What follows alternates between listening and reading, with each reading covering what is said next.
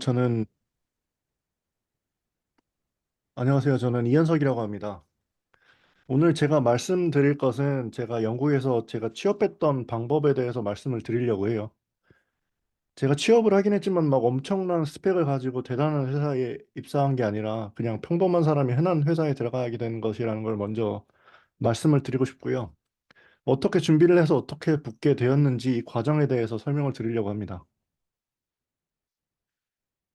우선 저에 대해서 먼저 말씀을 드릴게요. 저는 회사에서 한 5년 정도 일을 했던 경험이 있어요. 4년 정도는 프로젝트 리더랑 비즈니스 어널리스트로 일을 했었고, 또 1년 정도는 소프트웨어 엔지니어로 일을 했습니다. 첫 직장에서 우연하게도 그 회사 내 시스템을 리빌딩하는 프로젝트에서 낮은 직급임에도 불구하고 운 좋게도 또 프로젝트 리더로 일을 할 수 있는 기회를 얻었고요.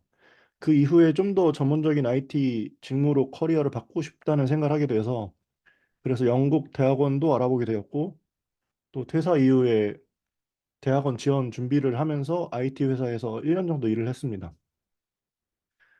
제가 영국에서 일을 구하는 것을 좀 알아보니까 영국에서 취업을 하기 위해서는 관련 직무 경험을 굉장히 중요하게 생각하더라고요. 그래서 저는 한국에서 경험을 좀 쌓고 왔어요. 그게 이제 소프트웨어 엔지니어 1년 경험이고요.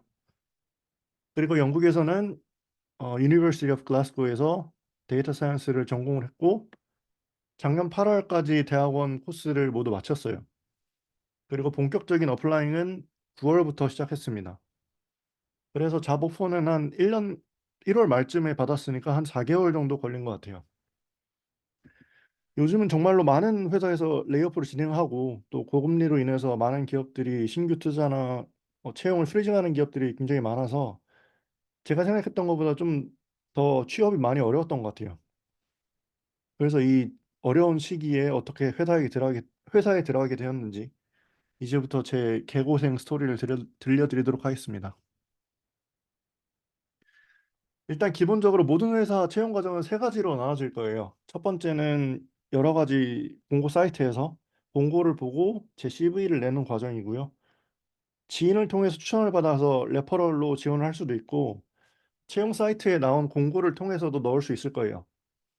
영국에서는 많은 공고들이 먼저 내부 직원을 우선적으로 인사 이동시킬 수 있는 기회를 주고, 그 다음에 외부 직원에게 공개되는 것으로 알고 있어요. 어쨌든 CV를 내야 하고 HR에서는 제가 낸 CV를 보고서 그 다음에 단계로 진행을 할지 말지에 대해서 판단을 합니다. 그 다음 스테이지는 인터뷰를 보게 될 거예요. 인터뷰는 회사마다 다르지만 제가 봤던 인터뷰 중에 횟수로 가장 많았던 회사는 한 회사에서 인터뷰만 총 5번을 봤어요. 이 인터뷰에 대한 자세한 내용은 뒤에서 설명을 드리고 이 인터뷰 스테이지를 잘 통과하게 되면은 오퍼를 받게 될 거예요. 이 단계까지 가는 것이 우리의 최종적인 목표가 되겠죠. 이렇게 잡을 잡는다는 것은 크게 세 가지로 나눠질 수 있는데 저는 이 세 단계를 모두 한 번에 준비하기가 좀 힘들 것 같다는 생각을 했어요. 그래서 제가 선택한 방법은 일단 하나라도 스테이지를 넘어가고자 했어요. 만일 CV를 내서 인터뷰 기회가 안 온다면 CV만 집중적으로 개선해서 많은 곳에 내보고 또 만약에 인터뷰 기회가 온다면 그때부터 인터뷰 준비를 해보자 했습니다. 아무리 인터뷰 준비를 열심히 한다고 하더라도 CV를 통과 못한다면은 아무런 소용이 없는 일이 될 테니까요. 그래서 제 전략은 일단 스텝별로 집중해서 하나하나 통과해보자 했습니다. 그럼 이제 제가 스텝별로 어떻게 준비를 했는지에 대해서 말씀을 드리겠습니다. 가장 첫 번째로 우리가 넘어야 될 허들은 서류 단계를 통과하는 거죠. 저는 서류를 통과하기 위해서 어, 가장 첫 번째로 이전에 성공한 사례들을 분석하고 싶었어요. 제가 영국에서 취업하는 것도 처음이고 어떤 식으로 CV를 작성을 해야 될지 잘 모르잖아요. 영국의 CV는 또 한국의 이력서 시스템과는 전혀 다른 개념이고 또 어떤 식으로 고쳐야 되는지도 잘 모르니까 일단은 취업에 성공했던 사람들의 CV를 무조건 찾기 시작했어요. 링크드인에 들어가 보면 내 학교를 졸업했던 선배라든지 아니면 직무 이름을 넣으면 그 직무로 새롭게 일을 시작한 사람들이 있거든요. 그 사람들을 다 뒤져서 그 사람들이 이제 CV를 볼 수 있는지를 알아보고 만약에 공개된 CV가 있다면은 그것들을 모아놓고 하나하나 분석하기 시작했어요. 저는 이 단계가 굉장히 중요하다고 생각하는데 이 단계에서 여러분들이 CV를 보는 눈을 갖게 될 거예요. 내가 만약에 HR 담당자라면 또 내가 이 공고를 쓴 사람이라면은 이런 사람이 마음에 들겠다라는 생각으로 남의 CV를 평가해 보는 거예요. 그렇게 되면 내 CV도 어떻게 써야겠다라는 생각이 들고 또 내가 쓴 CV에 대해서 어떻게 고쳐야겠다 하는 그런 눈이 생기겠죠. 그 다음은 이제 잡 디스크립션을 분석해야 됩니다. 공고 사이트에 이제 내가 관심 있는 직무를 검색해 보시면 굉장히 여러 가지 회사들의 공고를 볼 수 있을 거예요. 그럼 그 잡 디스크립션을 계속해서 보면서 그 직무에서 공통적으로 요구하는 기술은 무엇인지 아니면 공통적으로 어떤 사람을 찾는지를 파악했어요. CV를 볼 때 저는 키워드 중심으로 봤습니다. 제가 엔지니어이기 때문에 회사에서 어떤 기술을 다룰 줄 아느냐가 굉장히 중요하거든요. 그럼 잡 디스크리션에서 기술들만 딱 뽑아서 '아 이런 기술이 필요하구나.' 여기에만 집중했어요. 그럼 회사들이 어떤 기술을 갖고 있는 사람이 필요한지 내가 여기에 뽑히려면은 어떤 준비를 해야 되는지 잘 알 수 있을 거예요. 만약에 회사들이 원하는 스킬들을 만약에 내가 한 번도 경험해 본 적이 없다라고 한다면은 저는 개인적으로 프로젝트를 진행을 해서 그 공백을 메꿀 수 있게끔 했어요. 저는 학교를 다니면서도 프로젝트를 준비했어요. 학기 중에는 제가 너무 바빴기 때문에 프로젝트를 진행하기에는 저에게는 좀 무리였고요. 1 학기랑 2 학기 사이에 방학을 이용해서 프로젝트를 몰아서 했습니다. 2 학기랑 3 학기 사이에는 이제 시험 공부가 있기 때문에 진행을 할 수 없었고 그리고 졸업은 한 이후에도 필요한 스킬들에 대해서는 제가 개인적으로 프로젝트를 진행했습니다. 그렇게 개인 프로젝트까지 마쳤다면은 다음 스텝은 내가 어떤 경험이 있는지를 CV에 모두 써 봤습니다.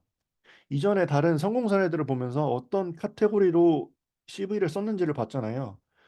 그럼 그 카테고리에 똑같이 저도 제 경험을 써 내려갔습니다. 일단 무슨 경험이라도 다 써 봤고요. 잡 디스크립션에 나오는 키워드들을 다 들어가게 쓰고 또 내가 놓치는 경험이 없도록 곰곰이 생각하면서 또 며칠간 걸쳐서 썼습니다. 그다음은 이제 CV를 이쁘게 만들어야겠죠. 보기 좋은 떡이 먹기도 좋다고 한눈에 딱 들어오고 군더더기 없게 쓰려고 했습니다. CV는 보통 한 장에서 두 장 내지를 안에서 끝나기 때문에 내 이력들을 줄줄이 설명하기에는 공간이 너무 부족해요. 그래서 CV에 쓸데없는 단어 하나라도 안 들어가도록 정제하고 또 정제해서 정말로 딱 필요한 이야기만 들어가게 했어요. 저는 엔지니어이기 때문에 어떤 스킬을 썼고 그 스킬의 결과가 어떻게 나왔다라고 좀 함축적으로 쓰려고 노력했습니다. CV 안에 정말 들어가야 될 내용만 쓰기에도 정말 칸이 부족하거든요.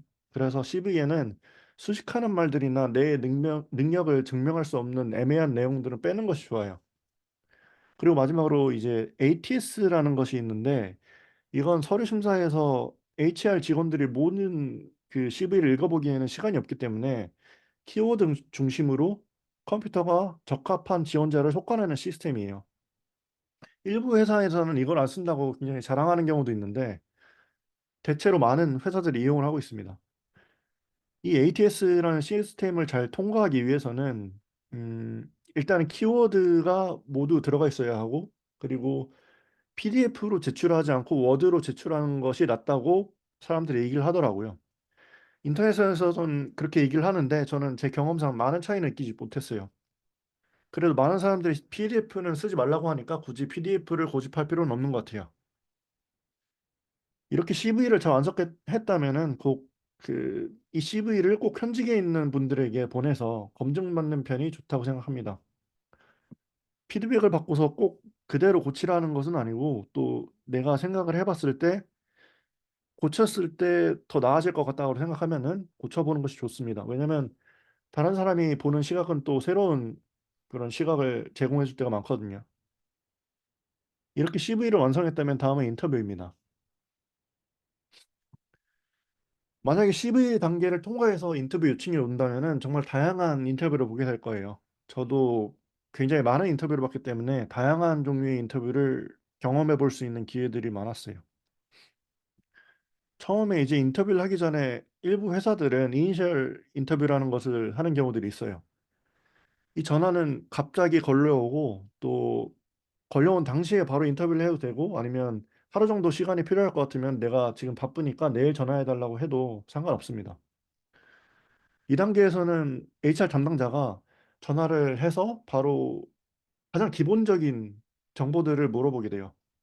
이 사람이 영어로 소통이 가능한지 아니면 우리 조건에 맞는 사람인지 또 담당 부서로 이제 CV를 넘기기 전에 이력서상의 궁금한 점들을 간단하게 물어볼 수 있는 그런 기회가 될 수 있을 것 같아요.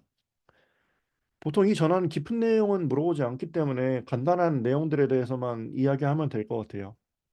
한 번은 이 인터뷰를 보는데 HR 담당자가 일에 대해서 너무 깊은 내용을 계속 물어보길래 물어본 말에 대답은 하긴 했지만 좀 내용적으로 많이 부족했거든요. 그래서 그 HR 담당자한테 이건 이니셜 인터뷰인데 너무 깊게 물어보는 것 같다. 더 자세한 내용은 본 인터뷰에서 얘기해 주겠다고 좀 짜증 섞인 말도 했었는데 이렇게까지 얘기했는데도 불구하고 결국 통과해서 다음 스테이지로 넘어간 적이 있었거든요. 그런 걸 보면은 아주 크리티컬한 인터뷰는 아닌 것 같습니다. 그리고 이 스테이지를 넘게 되면 다음은 이제 본 인터뷰 날짜를 정하게 되는데 그 날짜에 맞춰서 이제 인터뷰 준비를 시작을 했어요. 이 인터뷰 준비하는 단계에 대해서는 다음 장에서 다시 설명을 드릴게요. 그다음에 이제 볼 수 있는 인터뷰는 팀 사람들과 함께하는 인터뷰가 있는데 여기서는 보통 테크니컬 인터뷰를 통해 포함해서 그 현직자들과의 컬처 핏을 보는 것 같아요. 그만큼 이제 기술적인 것도 중요하지만 면접관과 마음이 통할 수 있게 최대한 편하게 얘기할 수 있으면 좋을 것 같습니다. 단순히 내가 어떤 능력이 있다라고만 보여주기보다는 좀 더 그 사람과 그 사람이 나랑 일하고 싶은 사람으로 생각하게끔 저를 세일링했습니다. 그리고 마지막으로는 VP 인터뷰가 있는데요. 해당 부서의 부서장이나 혹은 임원과 인터뷰를 하게 되는데 여기서는 보통 앞선 인터뷰들과는 크게 다를 건 없는데 부서장의 마음에 들도록 또 그런 마음가짐을 갖는 게 중요할 것 같아요. 좀 더 큰 그림을 그릴 수 있다는 걸 얘기를 하고 또 부서 사람들과 커처 핏이 많을 수 있다는 거를 적극적으로 표현했어요. 너무 내성적이지도 않고 필요에 따라서 외형적일 수 있다는 그런 의지를 보여주는 게 중요할 것 같아요. 인터뷰들은 보면 볼수록 실력이 늘고 또 편하게 임명할 수 있기 때문에 어떠한 인터뷰 기회든 거절하지 않고 오퍼를 받기 전까지는 최대한 인터뷰 기회를 놓치지 않고 보려고 했던 것 같아요. 아까 그 인터뷰 준비하는 단계에 대해서 설명을 드리겠다고 하는데 이제 어떤 방식으로 인터뷰를 준비했는지에 대해서 설명을 드릴게요. 첫 번째는 인터뷰 날짜를 잡는 이메일이 오면은 보통 그 안에 면접관의 이름을 함께 적어서 보내주거든요. 그럼 링크드인에 가서 그 사람의 이름을 쳐보고 그 사람이 써놓은 페이지를 상세하게 다 분석했습니다. 그가 써놓은 이력들이나 아니면 그가 보통 관심이 있어 하는 포스팅을 보고 그 사람이 어떤 사람인지 그리고 어떤 것을 얘기하면 좋을지에 대해서 생각을 해보게 됩니다. 그리고 나서 글라스도어라는 사이트에 들어가서 그 회사를 검색해보고 그 회사가 이전에는 어떤 식으로 인터뷰를 했는지에 대해서 리뷰들을 보게 됩니다. 그 리뷰를 하나하나 다 읽어보고 내 인터뷰는 또 어떻게 진행될 것인지에 대해서 짐작할 수 있게 되죠. 그리고 이런 정보로 부족하다고 생각을 하면은 인터뷰 날짜를 잡아준 HR 담당자 이메일로 궁금한 점을 물어봐도 돼요. 인터뷰 내용이 어떻게 될 것인지 아니면 어떤 형식인지 궁금한 걸 모두 물어보면은 아마 HR 담당자가 대답해 줘야 될지 말아야 될지를 판단해서 답변을 해줄 거니까 너무 걱정하거나 그러지 않으셔도 되고 당당하게 물어보셔도 될 것 같아요. 그다음은 이제 앞서 조사한 내용을 바탕으로 인터뷰 스크립트를 짜게 됩니다. 기본적으로 자주 나오는 질문들은 유튜브에도 많이 나와 있으니까 그런 것들은 모두 준비를 해야 되고요. 그리고 글라스도어에서 나왔던 스페시픽한 질문들이 있다면은 그것들은 추가적으로 준비를 합니다. 이, 이 스크립트는 인터뷰를 보면서 계속해서 새로운 것들은 추가적으로 기록해 놓으면은 나중에 더 풍성해지고 또 다음 인터뷰 때 내가 준비했던 질문들을 물어보면은 또 기분 좋게 대답할 수 있으니까. 그리고 보통 현직자들은 똑같이 인터뷰 질문들을 인터넷에서 검색해서 물어보게 되거든요. 그러니까 이제 내가 준비했던 스크립트 안에서 대부분은 물어보게 될 거예요. 아마 만약에 여러 가지 직무에 대해서 지원을 하게 된다면은 직무별로 맞는 스크립트를 짜주셔야 합니다. 스크립트를 모두 짰다면은 이 스크립트를 모두 외워서 여러분들 노트북에 카메라 다들 있잖아요. 그걸로 레코딩을 해보면서 자신이 어떤 대답을 잘 하는지 또 어떤 것이 부족한지 또 손짓 같은 건 어떤지에 대해서 평가를 해볼 수 있는 좋은 기회가 될 것 같아요. 이 녹화하는 것은 한 번만 해보더라도 굉장히 큰 도움이 되니까 꼭 해보셨으면 좋겠어요. 그리고 세 번째는 만약에 테크니컬 인터뷰를 준비하신다면은 리코드나 프로그래머스 아니면은 백준을 통해서 프로그래밍 연습을 해보시는 게 좋을 것 같아요. 평소에. 영국에서는 직접적으로 프로그래밍 사이트에서 코딩 테스트를 하게 하는 경우도 있는데 이보다는 수도코드를 본다든지 SQL 테스트를 보는 경우가 많습니다. 이에 관해서는 유튜브에 목 테스트, 목 인터뷰 같은 것들이 많기 때문에 그런 것들을 꼭 검색해보고 직무별로 한번 검색하고 보시는 게 굉장히 큰 도움이 될 거예요. 그걸 보고 나서 인터뷰에서 그 정도의 코드가 돌아갈 수 있게끔 답할 수 있는 수준이 된다고 한다면, 그리고 또 내가 쓴 코드에 대해서 간단한 디베이트가 가능한 정도라면 면접 준비로는 충분할 것 같습니다. 그리고 이제 마지막 우리의 최종 목적지인 오퍼입니다. 여기서는 여러 가지 서류 절차들을 하게 되는데 여기서 가장 중요한 건 레퍼런스 같아요. 3년에서 5년 정도 레퍼런스를 받게 되는데 이 기간들을 누구로 채울 것인지, 누구한테 레퍼런스를 부탁할 것인지에 대해서 평소에 좀 생각을 해두시고 미리 이야기를 해두시는 게 좋을 것 같아요. 제 발표는 여기까지였고요. 혹시 저에게 궁금한 점이나 도움이 필요하신다면은 인터뷰로 연락을 주시면 좋을 것 같습니다. 감사합니다.